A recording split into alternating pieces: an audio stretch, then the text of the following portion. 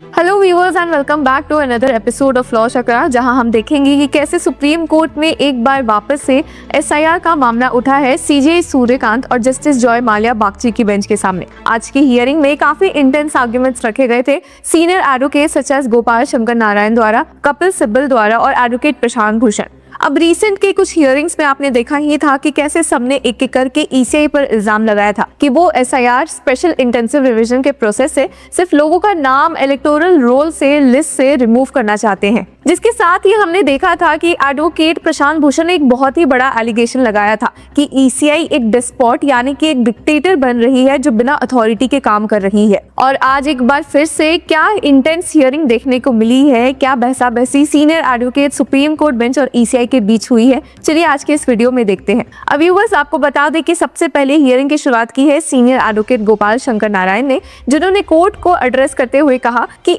इस केस में जो एप्लीकेशन फाइल हुई है वो ये दिखाता है कि बीएलओस बूथ लेवल ऑफिसर्स जिनका काम है ये वेरिफिकेशन करना, उन पे काम का इतना स्ट्रेस आ चुका है कि करीबन 35 से 40 बूथ लेवल ऑफिसर्स ने अपनी जान ले ली है। जी हाँ व्यूअर्स, आपने सही सुना, सीनियर एडवोकेट गोपाल शंकर नारायण ने ये बड़ी बात कही है। इस बात से एडवोकेट प्रशांत भूषण ने भी अग्री किया है, सीनियर एडवोकेट कपिल सिब्बल ने भी अग्री किया है। उन्होंने साथ ही ऐड किया कि जो सेक्शन 32 है रिप्रेजेंटेशन ऑफ पीपल्स एक्ट का, उसमें नोटिस भी दिए जाते हैं threatening 2 years imprisonment for missing deadlines are being issued। अब उन्होंने बताया कि इस सेक्शन के थ्रू नोटिस इशू किए जा रहे हैं बूथ लेवल ऑफिसर्स को कि अगर वो अपना काम अच्छे से नहीं करते तो उन्हें 2 साल की जेल मिल सकती है। और इवन 50 एफआईआर ऑलरेडी लॉन्च भी हो गई है बूथ लेवल ऑफिसर्स के अगेंस्ट यूपी में। इस पर सीजीआई सूर्यकांत ने सवाल किया, कहा कि if the work is lawfully mandated it has to be carried out. The state can replace workers who are unable to comply. The state government provides the staff list 3 employees। The ECI should coordinate with the states। अब यहाँ पे viewers सीजे सूर्यकांत का सवाल ये था कि अगर ये वर्क है लॉफुली मैंडेटेड वर्क है तो ये तो कैरी आउट होना चाहिए। भले हो सकता है कि स्टेट जो वर्कर्स हैं जो नहीं कंप्लाई कर पा रहे, काम नहीं कर पा रहे, उनको रिप्लेस कर दे। और जिसके बाद हम देख सकते हैं कि सीनियर एडवोकेट मनिंदर सिंह जो कि ईसीआई की तरफ से मौजूद थे, उन्होंने कहा कि तमिलनाडु में 91% ऑफ द प्रोसेस कंप्लीट भी हो गया है। हालांकि इस पर सीनियर एडवोकेट गोपाल शंकर नारायण ने कहा कि Tamil Nadu is the first but the issue spans all state. उन्होंने कहा कि एक केस था जहाँ पे लड़का था, वो wanted leave to attend his wedding, उसे रिफ्यूज कर दिया गया और कुछ टाइम बाद ही उसने सुसाइड भी कर लिया। हालांकि इस पर सीजे सूर्यकांत ने कहा कि someone may be unwell or have other genuine health issues. इस पर सीनियर एडवोकेट शंकर नारायण ने कहा कि but the electoral officer supervises them and they report to the ECI. States are not stepping in. यहाँ पे वो कह रहे हैं कि स्टेट्स भी स्टेप इन नहीं कर रहा है। अगर सीजीआई ये कह रहे हैं कि स्टेट हेल्प कर देगा तो वो भी यहाँ देखने को नहीं मिल रहा है। इस पर सीजे सूर्यकांत ने कहा कि since the state deploys these workers we can direct that those facing difficulties be substitute। इस पर जस्टिस जॉय माल्या बागची ने भी अपनी बात रखी, कहा कि your pleadings mention 50 FIRs in Noida and even one against the ECI in West Bengal। इस पर CJI ने कहा कि this IA has been filed by TVK seeking directions to the ECI regarding BLOs who are being subjected to extreme pressure। जिसके बाद हम देख सकते हैं कि CJI ने फर्दर ये भी कहा कि अगर ये लोग डिफिकल्टी फेस कर रहे हैं तो स्टेट गवर्नमेंट को स्टेप इन करना पड़ेगा टू ईज द हार्डशिप। उन्होंने फर्दर कहा कि the court directs that the state should deploy additional personal so working hours can be reduced and request for exemption based on individual circumstances must be considered. तो यहाँ पे viewers हम देख सकते हैं कि CJI ने इस केस में ऑर्डर दिया है कि जिन बूथ लेवल ऑफिसर्स पर बहुत ही प्रेशर पड़ रहा है वहां पे स्टेट को स्टेप इन करना पड़ेगा। जिसके बाद हम यहाँ देख सकते हैं कि सीनियर एडवोकेट कपिल सिब्बल ने अपने आर्ग्यूमेंट स्टार्ट किए हैं। उन्होंने कहा कि इस केस में जो थ्रेट है वो बहुत ही जेन्युइन है। फर्दर उन्होंने कहा कि उत्तर प्रदेश में इलेक्शंस होने वाले हैं 2027 में, yet this entire exercise is being rushed through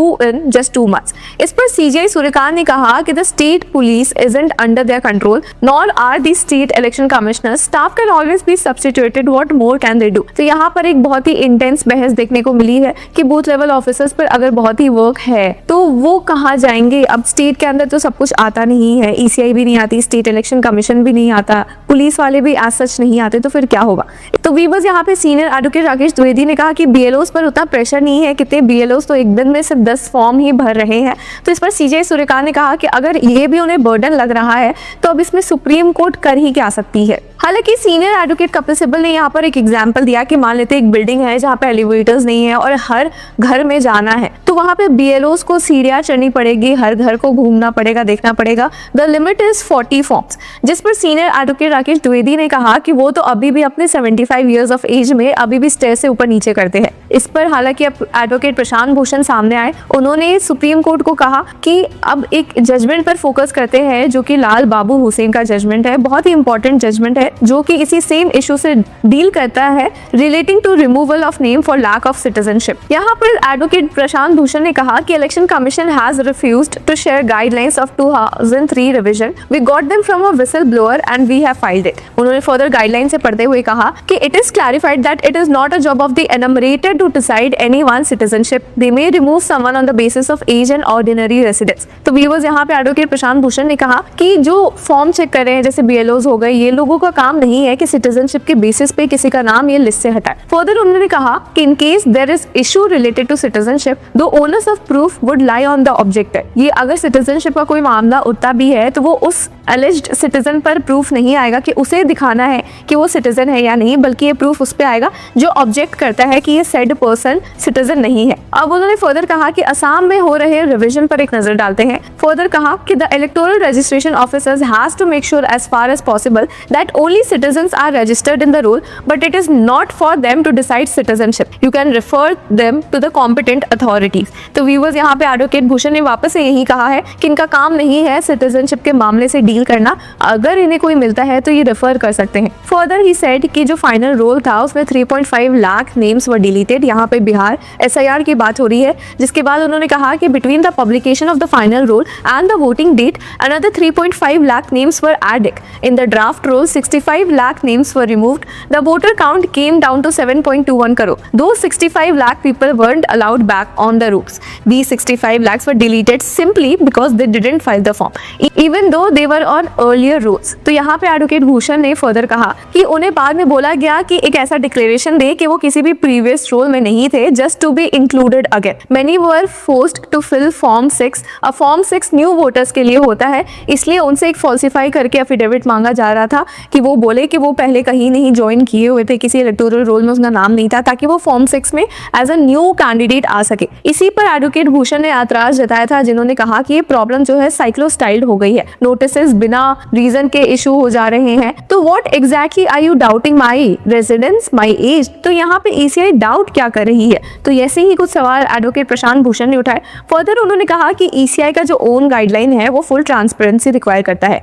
all applications forms must be computerised daily and the updated list has to be uploaded every day on the chief electoral officers website with the status clearly shown. The web portal should also allow anyone to click and print any application. तो ऐसी ही कुछ बातें अब ECI के खिलाफ advocate Prashant Bhushan ने raise की, जिसके साथ ही उन्होंने फर्दर कहा कि इस केस में एक वीकली लिस्ट भी शेयर करनी चाहिए क्लेम्स एंड ऑब्जेक्शंस की with all recognised political parties and personally hand them over after acknowledgement. ये प्रैक्टिस कंटिन्यू होना चाहिए throughout the entire claims and objection period. Further कहा कि कितने सारे लोग हैं जिनके पास आइडेंटिकल एड्रेसेस है, there are rules to go and check where 10 or more people are from the same address. Here in this case we have 500। उन्होंने बोला कि योगेंद्र यादव ने भी इस बात को पॉइंट आउट किया था। Manual lays down clear and detailed transparency requirement, but I am informing the court that in Bihar none of these steps were followed and even now they are still not being implemented. The same lack of compliance is occurring in the ongoing exercises in other states as well। तो यहाँ पे advocate Bhushan ने कहा कि बहुत कुछ बिहार में भी फॉलो नहीं हुआ था, बहुत कुछ अभी भी बाकी स्टेट्स में भी फॉलो नहीं हो रहा है, जो कि काफी गलत है। अब व्यूअर्स यहाँ हम देख सकते हैं कि यहाँ पे हियरिंग पॉज हो गई थी और ये हियरिंग कंटिन्यू हुई है। तो उस हियरिंग के लेटेस्ट अपडेट से जुड़े रहने के लिए कीप फॉलोइंग लॉ चक्र।